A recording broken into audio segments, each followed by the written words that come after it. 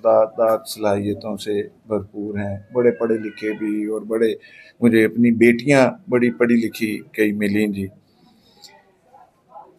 कल मुझे जो सरदार बहादुर खान वुमेन यूनिवर्सिटी, जो इकलौती यूनिवर्सिटी वुमेन की है बलूचिस्तान की जी, उनकी वीसी और उनके वो और भी स्टाफ मुझे वो मिला जी, और मैंने वो उन्हें 200 स्कॉलरशिप का वो मैंने वो बिल्कुल थोड़ा ही है, लेकिन बहरहाल वो बड़ी खुश थी उनसे कि जी कि मैंने अनाउंसमेंट भी की कि आपकी 200 बच्चियों को हम वो स्कॉलरशिप देंगे। मुझे आप बताएं, वो एक बात कर रही थी कि जी इसकी स्ट्रेंथ थी 12,000। अब मेरा क्वेश्चन ये है कि वो 12,000 स्ट्रेंथ उनकी थी, वो रह गई 6,000। इसकी वजह आप बता दें मुझे। आप ओपी पोजीशन पे हैं, आपको तो सारा कुछ वो नजर आता है हमारे साफी भाई।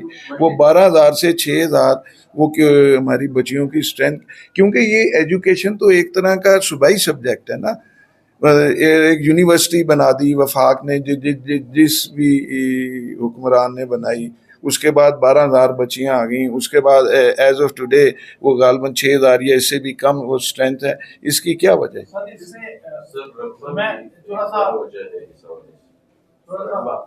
नहीं, वो 12,000 तो पढ़ती नहीं ना।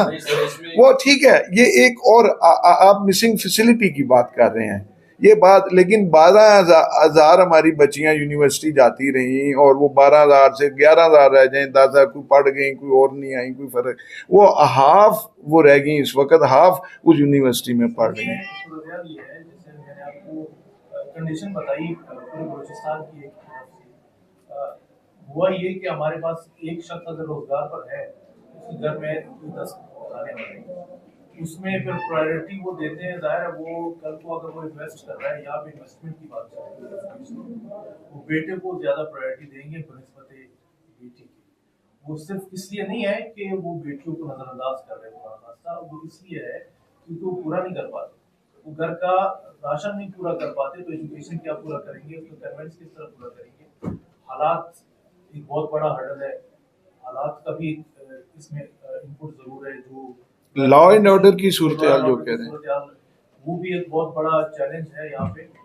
ये जिस यूनिवर्सिटी की आप बात कर, जिस स्कॉलरशिप दी, यहाँ पे एक बहुत बड़ा सुसाइड लॉस, उसके बाद इसकी स्ट्रेंथ इतनी ग्रो कर दी है, ये एक अच्छा साइन हम देख रहे हैं। इसको सिर्फ 400 कुछ इस तरह रह गए, तो ये मल्टीपर्पज है, ये एक इशू हम इसको नहीं, उसको हम करेंगे एड्रेस, जो हम कर सकते हैं करें।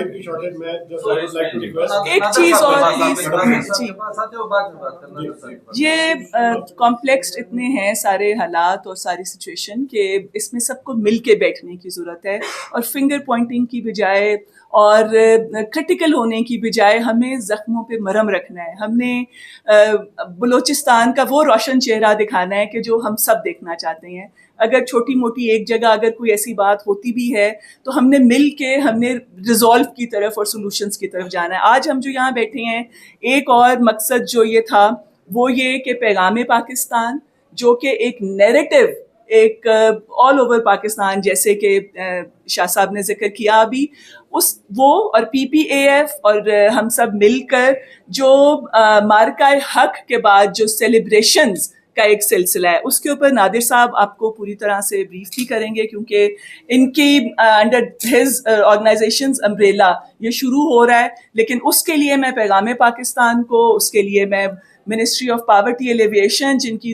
ताउन के साथ और जिनके साथ मिलके ये कर रहे हैं, एक जो फेडरल लेवल पे जो सारी तकरीबात हो रही हैं, उसके साथ साथ इन्होंने बेड़ा उठाया कि वो पूरे मुल्क में एक मंथ लॉन्ग 14 अगस्त भी और साथ इसमें डिफेंस डे भी, और उसमें बहुत सारी एक 2500 के करीब एक्टिविटीज़ का एक प्लान है जो कि वो शुरू कर रहे हैं। उसके लिए मैं आप सबको मुबारकबाद पेश करूँ। जी थैंक यू। एक तो जी मैं खुद बहुत बड़ा एडवोकेट हूँ इस्लामाबाद में दुश्मन के हवाले से, और जो भी मुसलमान इलाके हैं पाकिस्तान के, उसके हवाले से सिर्फ मैं आप 2-3 बातें जिक्र करूँ। गुर्बत के हवाले से 30 साल पहले के आप इंडिकेटर देखें, मैटरनल मोर्टेलिटी 1100 पे था, पावर्टी आपका 72% लोग बिलो पावर्टी लाइन रह रहे थे। आप कोई भी इंडिकेटर उठा के देखें, रिकॉर्ड मौजूद है। अगर अभी आप देखें तो प्लानिंग कमीशन की रिपोर्ट मौजूद है कि पावर्टी जो है 37% पॉपुलेशन है वो मल्टी डायमेंशनल पावर्टी के अंदर है। जिसका मतलब इम्प्रूवमेंट आई है। मैं आपको सिंपल एक ले मैन के से बताऊंगा कि मैं और आप खैर उम्र में कम हुए मुझसे, कि हमने पैबंद वाले कपड़े खुद भी पहने हुए, हमने देखा हुआ लोगों को कि पैबंद वाले कपड़े पहने हुए, कच्चे मकान जो कि बारिश में गिर जाते थे। आज आप पूरा पाकिस्तान में ट्रैवल करता हूँ इंक्लूडिंग बलूचिस्तान, हमारी लोअर मिडिल क्लास बढ़ी है, इंक्रीज हुई है, कम नहीं हुई है। ठीक है, इम्प्रूवमेंट चल रही है डिस्पाइट द फैक्ट कि 40-45 साल हम वॉर जोन के अंदर रहे हैं, और ये हमारी रेजिलियंस है हमारी पूरी कौम की इंक्लूडिंग बलूचिस्तान की, कि हमने सर्वाइव किया इस कंडीशन के अंदर। और डिस्पाइट रिसोर्स कंस्ट्रेंट एक वार जोन के अंदर जब आप रहते हैं तो आप सिर्फ जाके वियतनाम वॉर स्टडी करें और कैम्बोडिया का हाल देख लें कि उनका क्या हाल है। हैविंग सेड दैट, इश्यूज हैं। अगर बलूचिस्तान की हालत को चेंज करना है, सबसे पहले तो ये कि जो सबसे बड़ा चैलेंज हमारा है वो पॉपुलेशन डेंसिटी है। इतनी स्कैटर्ड पॉपुलेशन है। मैंने पिछले दिनों बलूचिस्तान में एक्सक्लूसिव इस टॉपिक के ऊपर एक बात की थी कि हमें एक ये चाहिए कि हमें अर्बन एरियाज़ को, जो हमारे डिविजनल हेडक्वार्टर हैं, उनको डेवलप करने की ज़रूरत है, ताकि ज़्यादा से ज़्यादा कंसल्टेड पॉपुलेशन हमारी पहाड़ों से आके नीचे आए, उनके रोज़गार के मौके हों, उनको हेल्थ फैसिलिटीज़ मिले। क्योंकि आपको बताऊँ कि ऑस्ट्रेलिया का यही चैलेंज था। ऑस्ट्रेलिया की पॉपुलेशन में बड़ा स्प्रेड था, और ये किसी भी स्टेट के लिए पॉसिबल नहीं है कि 1 किलोमीटर में 30-35 लोगों को तमाम की तमाम फैसिलिटीज़ वहाँ पे दें। तो एक तो ये कि हमें अर्बन स्लम को इंक्रीज़ करने की ज़रूरत है। दूसरा ये कि हमें जो PSDB है हमारी 18th अमेंडमेंट के बाद, यकीनन मैं तो हमेशा इस्लामाबाद में भी शिकवा करता हूँ हर एक से, लेकिन यह कि 18th अमेंडमेंट के बाद जो रिसोर्सेज बलूचिस्तान के अंदर आए हैं उसको देखने की ज़रूरत है, कि गवर्नेंस के जो हमारी इशू है उनको एड्रेस करने की ज़रूरत है।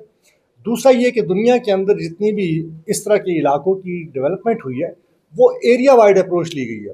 मैं फोरम पे ये कहता हूँ कि आप अपनी PSDP को यूनियन काउंसिल पे डिवाइड करें, बेशक 50% कर लें, 50% बड़े प्रोजेक्ट्स के लिए आप रख लें, 50% आप हर यूनियन काउंसिल को दें, तो आपके हर गांव में आने वाले 10 सालों में सिचुएशन बेहतर होगी। हैविंग सेड दैट, इश्यूज़ हैं, पॉवर्टी के इश्यूज़ हैं, लेकिन ये एक बड़ी अच्छी बात है कि मैं खुद इस्लामाबाद में विटनेस हूँ इस बात का, चाहे इस्टेब्लिशमेंट हो, पॉलिटिकल लीडरशिप हो, हमारी सिविल सोसाइटी के जो इदारे हैं, हर एक की ख्वाहिश ये है, कोशिश है कि बलूचिस्तान की जो महरूमी है कम हो, बलूचिस्तान की जो गुर्बत है उसमें कमी आए, और इसके लिए बहुत सारी एफर्ट जारी हैं। और मुझे उम्मीद है कि जो डायरेक्शन इस वक्त हुकूमत ले रही है, अगले 5 से 10 सालों में सिचुएशन बहुत इम्प्रूव होगी, बहुत improve, on a very positive note. Having said that, अभी ये जो मैडम ने बात की है कि हम इस साल पैगाम पाकिस्तान के साथ, मिनिस्ट्री ऑफ पॉवर्टी के साथ मिलकर हम पूरे पाकिस्तान के अंदर एक आज़ादी बहुत बड़ी नेमत है, लेकिन इस मरतबा हम आज़ादी को सेलिब्रेट करने के लिए एक्शन ओरिएंटेड हो रहे हैं।